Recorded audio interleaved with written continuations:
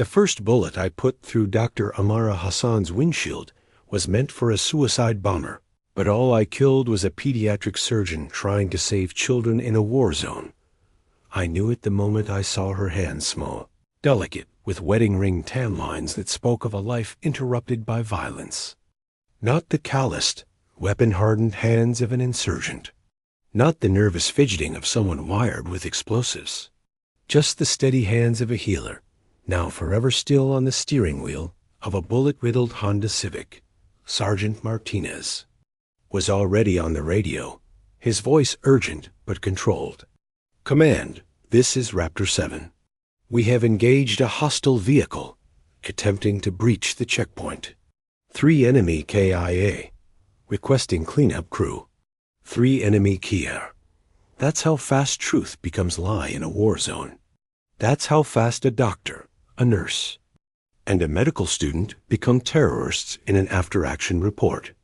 But I was there. I saw what really happened. We'd been manning a checkpoint in Baghdad's Karada district for 6 hours, stopping every car, searching every trunk, patting down every passenger. The heat was unbearable, the tension thick enough to cut. Intel had warned us about a possible VBIED, attack vehicle born unprovised, explosive device, and everyone was on edge. When the white Honda approached our checkpoint, it was moving too fast. Not racing, but faster than the careful crawl most drivers used when approaching American soldiers. Martinez raised his hand, signaling the driver to stop, but the car kept coming. Warning shots. Martinez barked. Private Johnson fired 3 rounds into the air. Standard procedure. The car should have stopped. Should have. But it kept rolling. Forward, and in that split second, with adrenaline flooding my system and 18 months of combat experience screaming at me to shoot first and ask questions later, I made a decision that would haunt me for the rest of my life. I opened fire. My M4 carbine, put 12 rounds through the windshield in less than 3 seconds. The car veered left, crashed into a concrete barrier, and went silent. Smoke rose from the engine block. Dark stains spread across the shattered glass. We approached with weapons raised, expecting to find insurgents, bomb-making materials, weapons. Instead, we found 3 people in medical scrubs, their bodies twisted and broken, their blood mixing with medical supplies scattered across the back seat. Dr. Hassan had been driving. Fatima al-Rashid, a nurse, was slumped in the passenger seat, her hijab soaked crimson. In the back sat Omar Halil, maybe 19 years old, clutching a medical textbook to his chest like it could stop bullets. They'd been rushing to the hospital. Emergency surgery, we learned later. A child injured in a marketplace bombing. They'd been trying to save a life, and we'd ended 3. "Jesus Christ," Johnson whispered, lowering his weapon. "They're doctors." Martinez was already moving, checking the car for explosives, looking for anything that might justify what we'd done. But there was nothing. Just medical equipment, patient files, and the overwhelming smell of blood and fear. "We followed Roe," Martinez said, but his voice was shaking. "Rules of engagement. They didn't stop when ordered." "They couldn't hear us," I said, my voice hollow. The windows were up. AC running. They couldn't hear the warning. But Martinez was already constructing the narrative that would protect us all. Self-defense. Failure to comply with lawful orders. Reasonable suspicion of hostile intent. All the military jargon that transforms murder into acceptable casualties. The cleanup crew arrived within the hour. They photographed the scene, bagged the bodies, towed the car. By evening, the incident report was filed. 3 insurgents killed attempting to breach checkpoint security. No coalition casualties. I tried to tell the truth. I went to Captain Williams, explained what had really happened, asked for the report to be corrected. Williams listened patiently, then looked me straight in the eye and said, "Corporal, what you're describing sounds like a textbook defensive engagement. 3 unknown individuals in a vehicle, refusing to comply with checkpoint procedures. You acted according to training and probably saved American lives. Sir, they were doctors. They were unidentified personnel in civilian clothes operating a vehicle in a combat zone. How could you have known their intentions? Because I looked at them. Because I saw. You saw what you thought you saw under extreme stress. Combat situations distort perception. That's why we have procedures. Corporal. That's why we trust the investigation process. But there was no investigation. Just a filing cabinet where inconvenient truths went to die. I tried going up the chain of command. Major Thompson gave me the same speech about combat stress and unreliable memories. Colonel Bradford suggested I might benefit from counseling to help process what was clearly a traumatic but justified engagement. Nobody wanted to hear the truth. Nobody wanted to acknowledge that we'd murdered 3 innocent people and covered it up with paperwork. So I kept quiet. I finished my tour, came home, and tried to forget. But Dr. Hassan's face followed me everywhere. In my dreams, in reflections, in the faces of every doctor who treated my own war wounds. She became my constant companion, a ghost who wouldn't let me rest. I started drinking, started popping pills, started the slow spiral that claimed so many veterans who come home carrying secrets too heavy to bear. For 5 years, I lived in a haze of alcohol and self-medication, trying to drown out the voice in my head that kept whispering, "You're a murderer. You killed innocent people. You covered it up." It was my daughter who saved me. Emma, 7 years old, asking me why I was always sad, why I drank so much, why I screamed in my sleep. Looking at her bright, innocent face, I realized I had 2 choices. I could keep destroying myself with guilt, or I could do something with it. So I got sober, got clean, got therapy, and I started writing at first. It was just for me. A way to process what had happened, to make sense of the guilt and anger and shame that had been eating me alive. But as I wrote, I realized this wasn't just my story. It was the story of every soldier who'd been forced to make impossible decisions in an impossible war. Every veteran carrying secrets that the military machine preferred to keep buried. The memoir took 3 years to write. Acceptable Losses: A Soldier's Truth About Iraq. I documented everything: the checkpoint shooting, the cover-up, the systematic way the military transformed civilian casualties into enemy combatants on paper. I named names, provided dates, included copies of official reports that contradicted what I'd witnessed. The book was published by a small press in 2018. It didn't become a bestseller, but it got attention. Military blogs picked it up. Veteran advocacy groups shared excerpts. A few mainstream journalists started asking questions about the incidents I'd described. That's when the threats started. The first call came at 3 a.m., 2 weeks after publication. No caller ID, a voice I didn't recognize, distorted but clearly American. "You need to stop talking about things that aren't your business," the voice said. "Some stories need to stay buried." Who is this? Someone who knows where your daughter goes to school. Someone who knows what time your ex-wife leaves for work. Someone who thinks you should stick to talking about your PTSD and leave the war stories alone. The line went dead.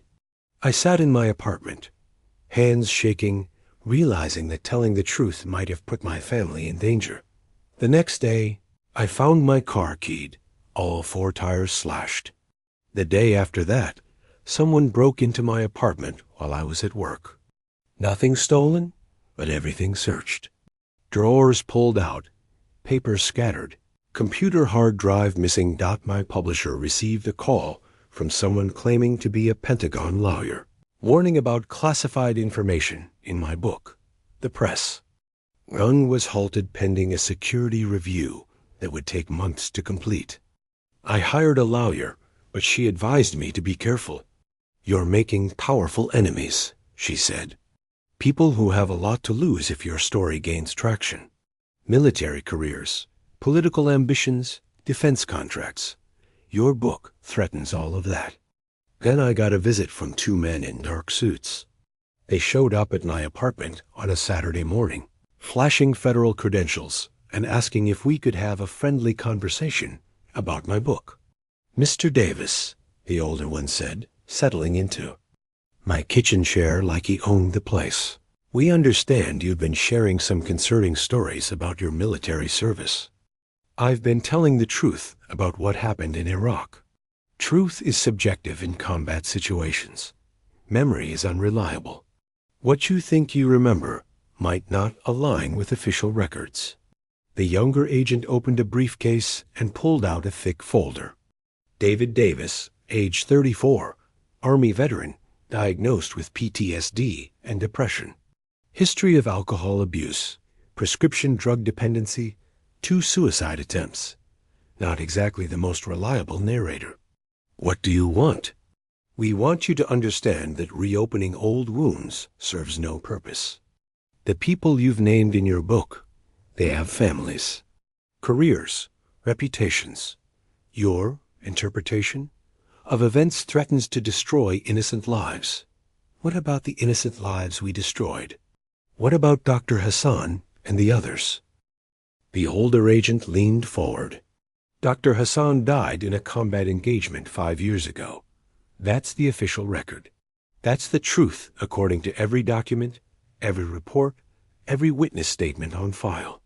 Anything else is the delusion of a traumatized veteran struggling with mental health issues. I have proof, documents, photos. You have nothing." He stood up, straightening his jacket. "Because if you did have something, it would have been classified material illegally, retained by a former soldier. And possession of classified material by unauthorized personnel is a serious federal crime." The threat was clear. Pursue this story, and they'd arrest me for espionage. Keep talking, and I'd disappear into the federal prison system. But they made one mistake. They underestimated how far a man will go when he's already lost everything that matters. I'd been documenting everything, the phone calls, the break-ins, the visits from federal agents, recording conversations, taking photos, building a paper trail that showed the systematic intimidation of a veteran trying to tell the truth about war crimes. More importantly, I'd been in contact with other veterans from my unit, soldiers who'd been there that day, who'd seen what I'd seen, who'd been carrying the same guilt for years. Johnson reached out first, after reading about my book online. Then Rodriguez, who'd been part of the cleanup crew. Then others, a network of veterans who'd witnessed similar incidents, similar cover-ups, similar transformations of civilian casualties into enemy combatants. We weren't just isolated cases. We were part of a pattern, a systematic effort to hide the true cost of the Iraq War, to bury the civilian casualties that made the conflict politically unsustainable. Together, we had documents, photos, video footage, testimony from dozens of soldiers who'd been ordered to misrepresent civilian casualties in official reports. Evidence of a conspiracy that went far beyond one checkpoint shooting in Baghdad. We took everything to Sarah Chun, an investigative journalist at the Washington Post. She spent 6 months verifying our claims, checking sources, building an airtight case. The series ran in February 2019. Hidden Casualties: How the Military Covered Up Civilian Deaths in Iraq. The response was immediate and explosive. Congressional hearings were announced. Military officials were subpoenaed. Criminal investigations were opened. The story that the Pentagon had tried so hard to bury became front-page news across the country. But victory came with a price. Johnson was found dead in his apartment 3 days after the story broke, apparently from a heroin overdose. Rodriguez's car went off a bridge during what investigators called a single-vehicle accident. 2 other veterans who'd provided testimony died in what were officially ruled suicides. I went into hiding. Sarah Chun arranged for me to stay at a safe house while federal investigators tried to determine who was targeting witnesses. But I knew the truth. Someone with access to classified information, someone with the resources to eliminate threats, was systematically silencing everyone. Who could expose the cover-up? The investigation continued for 8 months. Evidence was gathered. Witnesses were interviewed. Officials were questioned under oath. But in the end, the Pentagon's internal review concluded that while mistakes were made in record-keeping, there was no evidence of deliberate cover-ups or criminal misconduct. The officials responsible were transferred or retired with full benefits. The veterans who tried to expose the truth were either dead or discredited. The story faded from the headlines, replaced by newer scandals and fresher outrages. I'm writing this from a cabin in Montana, where I've been living under an assumed name for the past 2 years. The federal marshals tell me it's for my own protection, but I know it's really about keeping me quiet. As long as I stay hidden, as long as I don't give interviews or write new books, I'm allowed to live, but I can't stay quiet forever. Dr. Hassan deserves better than that. The others deserve better than that. The truth deserves better than that. So I'm telling this story one more time, posting it everywhere I can, sending it to every journalist and blogger and activist who might listen. Maybe they'll dismiss it as the ravings of a paranoid veteran. Maybe they'll delete it before it can spread. But maybe, just maybe, someone will read this and understand what really happened in Iraq. What's still happening wherever American soldiers are sent to fight wars that can't be won with weapons alone. Command called it collateral damage. They called it acceptable losses. They called it the unfortunate but necessary cost of keeping America safe. I called it murder, because that's what it was. And no amount of paperwork, no matter how official, can change that truth. Dr. Amara Hassan was 32 years old when I killed her. She'd graduated from Baghdad Medical College, specialized in pediatric surgery, worked 18-hour shifts trying to save children torn apart by bombs and bullets. She had a husband, 2 daughters, and a dream of opening a free clinic for war orphans. She died because she was driving too fast to save another child's life. She died because I was too scared to think before I pulled the trigger.